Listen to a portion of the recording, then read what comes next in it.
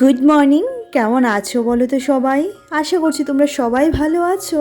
আর আমরাও না বেশ ভালো আছি। আমার আরও একটি নতুন ব্লগে আবারও তোমাদেরকে স্বাগত জানাচ্ছি। তো ঘড়িতে বাজে সকাল 8টা। আমি দেখো আজকে বাসি জামা কাপড় ছেড়ে একটু গা হাত পা ধুয়ে গোপোষণার সকালের সেবাটা করে নিলাম। আর স্নান সকাল সকাল এখন করা হচ্ছে না, কারণ যেহেতু শরীরটা একটুখানি খারাপই ছিল, সর্দি আর কাশি সমস্ত কিছু নিয়ে, তো সেই জন্য না সকালে আর স্নান করা হচ্ছিল না, জানো তো। তো ওই গা হাত পা ধুয়ে গোপোষণার সেবাটা হয়ে গেছে। আর এদিকে দেখো আমি জানালাটাও খুলে দিয়ে এসেছি, আর খুব সুন্দর রোদ উঠেছে, বেশ ভালো লাগছিল। যদিও বা আজকে আমার সেরকম কাঁচা ধোয়া নেই, আর যেদিন কাঁচা ধোয়া নিয়ে বসি সেদিন আবার রোদটা টিমটিম করে, জানো তো। আর এদিকে ঘরে এসে দেখো বসিয়ে দিলাম চা। আমার সোনা চলে গেছে স্কুলে সেই কখন, আর সোনাকে স্কুলে বাসে ওর পাপা ওকে বাসে তুলে দিয়ে এসে ওর পাপাও শুয়ে পড়েছিল, আর আমিও না একটুখানি ঘুমিয়েই পড়েছিলাম। আজকে আর সেরকমভাবে সকাল থেকে কাজ বাজ করা শুরু হয়নি, তো দিনটা না ওই 2-3 ঘন্টার মতো একটুখানি পিছিয়ে গেল, জানো তো। আর এইভাবে মানে কাজের যখন বিড়ম্বনা লাগে তখন একটুখানি হিমশিম খেয়ে যাই বটে, কিন্তু তারপরেও যেহেতু আজকে বাড়িতেই থাকছি, নেমন্তন্নটা রাত্রিবেলাতে, তোমাদেরকে তো বলাই হয়নি, বেশ কিছুদিন ধরে এত নেমন্তন্ন যাচ্ছে যে কারণে না আমি সেরকমভাবে ভিডিও করতে পারছি না, আর তোমাদের সাথে শেয়ারও করতে পারছি না। গতকালকের আগের দিন যেমন আমার ননদের বাড়িতে কালী পুজো ছিল, তো সেই কারণে সেখানে যেতে হয়েছিল। আর সেখানে গেছিলাম অবশ্য সন্ধেবেলা, যেতে যেতে রাত্র হয়ে গেছিলো। তারপর আবার রাত 12টা 12:30 নাগাদ চলে এসেছি। তারপরের দিন মিঠির স্কুল ছিল, সমস্ত কিছু নিয়ে একটু হচপচ হয়েছিলাম বটে, কিন্তু ভিডিও করেছিলাম, কিন্তু সেগুলি যে আর আমি এডিট করে আপলোড করব সেই সময়টা আমার হয়ে ওঠেনি। আর আজকে হচ্ছে বৃহস্পতিবার, অনেক দিন পর আবার একটা ভিডিও আমি তোমাদের জন্য শ্যুট করছি, যেটা আগামীকাল তোমরা পেয়ে যেতে পারো যদি সম্ভব হয় তবে। আর যেহেতু সরস্বতী পুজোও চলে এসেছে, তো আমার ঘরে যেহেতু আমি সরস্বতী পুজোটা করি, সে কারণে না অনেকটা কাজের চাপ, জানো তো। আর এই যে নেমন্তন্নর কারণে বেরিয়ে যেতে হচ্ছে হুটহাট করে, তো ঘরের কাজকর্মগুলো যেমন মনে হচ্ছে যে সেরকম করে হচ্ছে না। যেমন আগামীকাল শুক্রবার, তো শুক্রবারেও আমার যেতে হচ্ছে ননদের বাড়িতে দশমীর জন্য, যে কালী পুজোতে গিয়েছিলাম তার দশমীর জন্য। কিন্তু ননদের বাড়ির পুজোর ভিডিওটা আর তোমাদের সাথে শেয়ার করা হয়নি, ওই যে বললাম সময়ের কারণে। আর যেহেতু সংসারের কাজকর্ম সমস্তটাই নিজের হাতে একা হাতে ধরে করা, একদম বাচ্চা থেকে ধরে সংসারের সমস্ত কাজ, সংসারটা দেখবে এমনই একটা জিনিস যে সেখানে 2জন হোক বা 3জন কি 5জন, সংসারের কাজকর্ম কিন্তু ঠিক একই থাকে, তাই না? তারপরেও যখন কোনো হেল্পিং হ্যান্ড থাকে না, তো তখন তো সংসারের কাজকর্ম যখন নিজের ঘাড়ে পড়ে তখন মনে হয় কাজের ভার আরও দ্বিগুণ হয়ে যায়। আর তার মধ্যে যদি এরকম হুটহাট করে বেরিয়ে যেতে হয় তাহলে তো মানে আর রক্ষেই নেই। আর এদিকে দেখো আমি সমস্ত ঘর গুছাচ্ছি, তো গোছাতে গোছাতে মনে পড়লো আজকে এই দানাগুলি রান্না করব। এই দানাগুলিকে তোমরা কী নামে বলো? তো দানাগুলি এই যে এটা হচ্ছে তার র ভার্সনটা, মানে একদম চামড়া সহ ভার্সনটা। আর এটা আমি ছাড়িয়ে নিয়েছি, এবার এটাকে সেদ্ধ করতে বসিয়ে দিয়েছি, শুধুমাত্র নুন দিয়েই সেদ্ধ করব, এটাকে মাছ দিয়ে রান্না করব। তোমরা কি কেউ কখনো খেয়েছো? আমরা এটাকে ফরাস দানা বলে থাকি। অনেকটাই খেতে শিমের দানার মতো, তো ভালোই লাগে অনেকটা। আর এদিকে একটুখানি দেখো মেয়ের জন্য, মেয়ে স্কুল থেকে চলে এসেছিল, তো সকালে ওকে দেওয়া হয়নি থানকুনি পাতাটা জলটা, যেহেতু মেয়েটা সকাল সকাল চলে যায়, তো সেটা সকালে দিলেই ভালো হতো, কিন্তু কিছু করার নেই, এক্ষুনি দিচ্ছি ওকে। কিন্তু আমি একটা চকলেটের লোভ দেখিয়ে এটা খাওয়াচ্ছিলাম, তো সেই কারণে তার মনটা ভীষণই খুশি যে এটা খাওয়ার পর সে একটুখানি চকলেট খেতে পারবে। আর যেই মুহূর্তে ও মুখে দিয়েছে তার রিয়েকশানটা পুরো দেখার মতো ছিল। আর তোমরা মিঠির এই যে দুষ্টুমি বা এই যে মিষ্টি মিষ্টি মুখখানা দেখতে ভালোবাসো, তাই এই ভিডিও মানে এগুলো আমি একদমই মিস করি না, তোমাদের সাথে শেয়ার করার চেষ্টা করি, কারণ তোমরা ভীষণই ভালোবাসো মিঠিকে। আর এদিকে ও খেয়ে নিয়েছি, খাওয়ার পর একটুখানি গরম জল দিয়েছিলাম, তো ওর বাবা বলছিল টেস্ট কীরকম, ও বলছিল নাকি টক।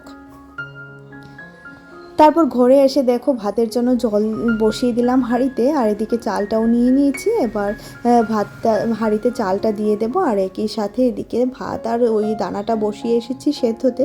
আর একই সাথে এই যে এগুলা আবার ঘরটাও গুছিয়ে নেওয়ার পালা, কারণ ঘরটা গোছানো সকাল সকাল হয়নি, মেয়ে আসার আগে সমস্ত কমপ্লিট করে উঠতে পারিনি, ওই যে বললাম আবারও ঘুমিয়ে পড়েছিলাম, তো ঘুমটা একটুখানি চেপেই গেছিলো। আর ঠান্ডাটা একটুখানি সকাল সকাল লাগছে, তো সেই কারণে মনে হয় একটু যদি শুয়ে বসে বসে থাকি বেশ ভালোই লাগে, কিন্তু শুয়ে বসে থাকলে ওই যে বললাম হেল্পিং হ্যান্ড ছাড়া সংসার, তো শুয়ে বসে থাকলে সংসারটাও আমার শুয়েই থাকে। তো কি করা যায় বলো, আমার নিজের শরীরে খেয়াল রাখাটাও তো দরকার, সেই কারণে একটুখানি সারাদিন লাগিয়ে কাজটা হয়ে যায়, তারপরেও একটুখানি নিজের জন্য সময়টা বের করে নিজের রেস্টটুকু করে নেওয়া দরকার। কারণ ওই গতকালকে রাত্রেও নেমন্তন্ন ছিল, তার আগের দিনও নেমন্তন্ন, মানে এত নেমন্তন্ন হচ্ছে, শরীরটা একদমই সাথ দিচ্ছে না জানো তো। আর আমি যেহেতু খুবই একদম নিয়মের মধ্যে থাকি বা নিয়মের মধ্যেই খাওয়া দাওয়া করি, সেই কারণে নেমন্তন্ন বাড়িতে গেলে তো একটু তেল মশলার খাবার দাওয়ার বা একটুখানি নিয়মের বেড়া জাল টপকে তো খাওয়া দাওয়ার খেতেই হয়, তাই না? তো সেই কারণে আমারও একটুখানি সমস্যা হয়ে যায়, আমার মেয়েটারও একটুখানি সমস্যা হয়ে যায়, কিন্তু কিছু করার নেই। বাড়িতে আরও 5টা লোক থাকলেও না আমাদের নেমন্তন্নটা আমাদেরকেই করে নিতে হয়। আর বিশেষ করে যখনই কোনো অপশন, মানে ফার্স্ট অপশন আমরাই থাকি, আমাদেরই সমস্ত নেমন্তন্নটা রক্ষা করতে হয়। তো সেই কারণে আমাদের আর নিজেদের খেয়াল রাখা সেরকমভাবে হয় না বলতে গেলে। তো এদিকে দেখো আমি একটুখানি আলু কেটে নিলাম, বেগুন কেটে নিলাম, একই সাথে মাছটাও ভেজে নিয়েছি। আলু আর বেগুনটাকে ভেজেই তরকারিটা রান্না করব। মা আগে রান্না করতেন, বেশ ভালো লাগতো, আমার ঠাম্মাও না এই তরকারিটা ভীষণই ভালো খেতেন। আর এদিকে দেখো তোমার মাছটা ভালো করে ভাজা হয়ে যাওয়ার পর নামিয়ে নিচ্ছি। মাথাটা তো আর সেরকম করে ভাজা হয় না, তো সেটাকে আরেকটু উল্টে পাল্টে ভালো করে ভাজা করে নিলাম। আর একই সাথে ওইদিকে কিন্তু আমার পেঁয়াজ কাটা হয়ে গেছে, এবার ফোড়নটা রেডি করে রেখে আমি আলুটাও ভেজে নেব, একই সাথে বেগুনটাও ভেজে নেব। তো আলুটাকে ভাজতে বসিয়ে দিয়ে এদিকে এসে আমি আবার ঘরটাকে মুছে নিচ্ছি। ওই যে সব দিকে আজকে কাজ করতে হচ্ছে, কারণ এতটা কাজের চাপ বেড়ে গেছে, আর তোমাদের সাথে ভিডিও এডিট করে শেয়ার করা হচ্ছে না, সেটাও আমার মাথায় রয়েছে। তো সেই কারণে না নিজেকে একটুখানি সময় দিয়ে বসিয়ে বাবা একটুখানি ভিডিওটা এডিট করে তোমাদের সাথে শেয়ার করতে পারলে বাঁচি। তো সেই কারণে না একটুখানি আজকেও চেষ্টা করেছিলাম, যেটা তোমরা বৃহস্পতিবার কোনো ব্লগ পাওনি, যেটা আমি চেষ্টা করেছিলাম ব্লগ দেওয়ার, কিন্তু হয়ে ওঠেনি। ওই রাত্রে আবার নেমন্তন্ন আছে, সেই কারণে একটুখানি শুয়েছিলাম, কারণ শরীরটা একদমই সাথ দিচ্ছিল না বলছিলাম। আর এদিকে এই ঘরটাও মুছতে মুছতে দেখো মিঠি এখানে বসে আর্ট করছে, আর মিঠির এই সিংহাসনটা দেখতে পাচ্ছ, সেটাকে 2-1 দিন পরে আর দেখতে পারবে না। তো সেই কারণে ওরও একটুখানি মনটা খারাপ, তো খাটে বসে অভ্যাস করছে। তো এদিকে দেখো কি করছে, আর্টটা তোমাদের সাথে একটুখানি শেয়ার করি, দেখে জানিও যে কেমন হয়েছে। আর এই যে সে এখানে আঁকছে, শুধুমাত্র পেন্সিল স্কেচটা করেছে, ওটা কালার এখনও করা হয়নি। কালার হয়ে যাওয়ার পর আমি আবারও তোমাদের সাথে শেয়ার করতে বলবো। যদি ভালো লাগে অবশ্যই মিঠি সোনাকে অনেকটা করে আশীর্বাদ করো, আর সে যাতে বড় হয়ে মানুষের মতো মানুষ হয় সেই আশীর্বাদটুকু করো, আর সবার প্রতি যাতে তার ভালোবাসাটা একই রকম থাকে সেই আশীর্বাদটুকুও করো। আর বেগুন ভাজতে বসিয়ে রেখে গেছিলাম, বেগুনটা এসে দেখছি একটুখানি হালকা লাল কালো হয়ে গেছে। আর এদিকে দেখো তেলটা দিয়ে দিয়েছি, এবার দিয়ে দিলাম তোমার পেঁয়াজটাকে ভালো করে ভাজা ভাজা করে নিয়েছি। আর একই সাথে কিছুটা লবণ আর কাঁচা লঙ্কা দিয়ে দিয়েছি, লবণটা দিলে পেঁয়াজটা খুব তাড়াতাড়ি নরম হয়ে যায়।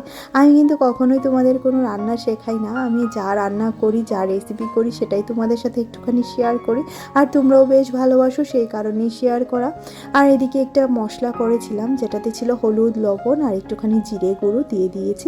এবার মশলাটা পেঁয়াজের সাথে ভাজা ভাজা করে এই যে দানাগুলি সেদ্ধ করে রেখেছিলাম সেটাও দিয়ে দিয়েছি। এবার ফুটে উঠলে এই যে আলু বেগুন ভাজা সাথে মাছ ভাজা সমস্তটাই দিয়ে দিয়েছি, আর এটাকে ভালো করে ফুটে ওঠার পর এটাতে দিয়ে দেব তোমার ধনে পাতা দিলে এটা টেস্ট আরও দ্বিগুণ বেড়ে যায়। কোনো মশলাপাতি ছাড়াই তরকারিটা ভীষণ ভালো লাগে, আর আমার আর মিঠির পাপার ভীষণ পছন্দের। যে কোনো জ্যান্ত মাছ দিয়ে রান্না করা যায়, তারপরেও মাছের মাথা হলে তো আর কোনো কথাই নেই, মাছের মাথা দিয়ে তো আরোই ভালো লাগে। তো এই যে রান্না হয়ে গেছে আমার দানাটার তরকারি, ফরাস দানার তরকারি বলতে গেলে, মাছ দিয়ে। আর তারপর রান্নার পরে বাকি সমস্ত কাজ বাজ আছে, মেয়েকে স্নান করাবো, খাওয়াবো, ঘুম পাড়াবো। সারাদিন ওই ব্যস্ততার মধ্যেই কাটে। ওই যে বলছিলাম যেহেতু হেল্পিং হ্যান্ড নেই, সমস্ত কাজ নিজের হাতে করা, আর 2জন হোক 5জন হোক যাই হোক সংসারের কাজগুলি দেখবে একই। আর সংসারের কাজগুলির একদম কি বলবো, একটুখানি যদি শুয়ে বসে সময় নষ্ট করি তাহলেই মনে হয় সারা দিনের মতো আমার সময় একদম চলেই গেল জানো তো। সেই কারণে না আমি শুয়ে বসে সময়টা নষ্ট করতে কমই চাই, কিন্তু আজকে যে আমার কি ভীমরতি হয়েছে, মিঠিকে স্কুলে পাঠিয়ে আমিও ঘুমিয়ে পড়েছিলাম, তো সেই কারণে না একটু দেরি তো হয়েই গেছে। তারপর রান্নার জায়গাটা একটুখানি পরিষ্কার করে নেওয়ার সাথে সাথে এই যে সাবানটা দিয়ে আমি প্রত্যেক দিন বাসনগুলো মাজি, সেই সাবানটাকেও ভালো করে ধুয়ে নিই, কারণ তোমরা তো জানোই সাবানগুলি ভালো করে না ধুয়ে রাখলে এতটা বাজে গন্ধ করে। আর ছোটো ঘর যেহেতু এয়ার সার্কুলেশনটা খুব ভালো ব্যবস্থা নেই, আমি যখনই যাই রান্নাঘরে জানালাটা বন্ধ করে যাই, তো সে কারণে গন্ধটা সারা ঘরেই ছড়ায়। সে কারণে আমি এটাকে ভালো করে সুন্দর করে পরিষ্কার পরিচ্ছন্ন করে রাখার চেষ্টা করি প্রত্যেক দিন। প্রত্যেকটা ব্লগে দেখবে যে আমি আমার সংসারের সাথে সাথে এই ছোটোখাটো দিকগুলিও খেয়াল রাখার চেষ্টা করি, যেগুলি হেল্পিং হ্যান্ড কখনোই করবে না। আর যখনই আমরা হেল্পিং হ্যান্ডের উপর ভরসা করব, তখনই নিজের কাজগুলি হাতছাড়া হয়ে যাবে, আর নিজের কাজটাকে সেরকমভাবে ভালোবাসা প্রাধান্য দেওয়া হবে না। আর এদিকে আমার মেয়ের আর্টটা কমপ্লিট হয়ে গেছে, এটা কেমন হয়েছে অবশ্যই করে জানিও। এই যে ক্লোজ থেকে তোমাদেরকে দেখিয়ে দিচ্ছি, একটা মেয়ে দাঁড়িয়ে আছে, এত সুন্দর হয়েছে, এত সুন্দর হয়েছে যে কি বলবো। আমার ভীষণ ভালো লেগেছে যে ও বসে বসে করেছে, আর যখনই সে কিছু করতে চায় তখনই আমি ওকে না করি না বা কোনো ধরনের বাধা দিই না। আর এদিকে দেখো আমার গোপোষণার সেবাও হয়ে গেছে, গোপোষণাও মিটিমিটি করে হাসছে। তারপর লাঞ্চে চলে এলাম। লাঞ্চ মেনুতে আজকে ছিল শুধুমাত্র ফুলকপি ভাজা আর এই যে দানার তরকারিটা, কারণ যেহেতু বলেছিলামই তো রাত্রে নেমন্তন্ন আছে। আর এটা হচ্ছে শুকনো ডাল, যেটাকে ওই কুল দিয়ে করেছি শুকনো ডাল। আর এদিকে খাওয়া দাওয়ার পর বাকি সমস্ত কাজগুলি করতে করতে চলো আমার মিষ্টি মিষ্টি দিদিভাইদের কমেন্টগুলো পড়ে নেওয়া যাক। আমি কিন্তু প্রত্যেকদিন ব্লগে নাম নিই না, যারা কমেন্ট করে শুধুমাত্র তাদের কমেন্টই পড়ি, তার জন্য প্লিজ তোমরা কেউ খারাপ পেও না যাদের নাম নেওয়া হয় না। যেমন অনেকেই আছে যারা আমাকে অনেকটা ভালোবাসে, অনেক ভিডিও দেখে, তো নামটা নেওয়া হয় না, কারণ আমি কমেন্ট শুধুমাত্র ব্লগে কমেন্টই পড়ি। তো ডেলি লাইফ কুকিংয়ের দিদিভাই বলছিল আমিও একটু ব্যস্ততার জন্য ভিডিও মিস হয়ে গেছে গো, খুব ভালো লাগলো ব্লগ, যাও নিজের মতো করে একটু আনন্দে সময় কাটিয়ে আসো বাবার বাড়িতে। সত্যি বাবার বাড়ি থেকে আসার পর বাবার বাড়ি কোনো ভিডিও আর শেয়ার করা হয়নি, তার জন্য খুবই দুঃখিত, কারণ এখানে শুধুমাত্রই বেড়াতে গিয়েছিলাম। আর মনিকা দিদিভাই অনেকটা ভালোবাসা দিয়েছে। মনের ঘরে টুম্পার সাথে দিদিভাই বলছিল সত্যি গো তোমার ঘরের রোদটা খুবই লোভনীয়, ঠাকুরের জায়গাটা অসাধারণ, চোখ ভরে গেল। ঠিক বলেছ, কোথাও বেরোলে আমিও সব পরিষ্কার পরিচ্ছন্ন রেখে যাই, সেটাই ঘুরে এসে না ওই সেরকম আর অগোছালো ঘর দেখতে ভালো লাগে না দিদিভাই, সেই কারণে রেখে যাই। আর একদিন এসে আমার বাড়িতে ঘুরে যাও, রোদটার আনন্দটা নিয়ে যেও। আর এদিকে রুম্পা দিদিভাই বলছিল বাবার বাড়ি যাওয়ার আনন্দটাই আলাদা। সত্যি গো সত্যি। তো সমস্ত কাজ শেষ হয়ে গেছে, আর আকাশের অবস্থা ভালো নয়, এই মুহূর্তে ছাদ থেকে সমস্ত জামা কাপড় তুলে আনবো, তার সাথে আজকের ভিডিওটাও শেষ করছি। যদি ভালো লাগে অবশ্যই একটা লাইক করে দিও, কমেন্ট করে জানিও। তো দেখা হচ্ছে পরবর্তী আরও একটা ব্লগে, ততক্ষণের মতো টাটা।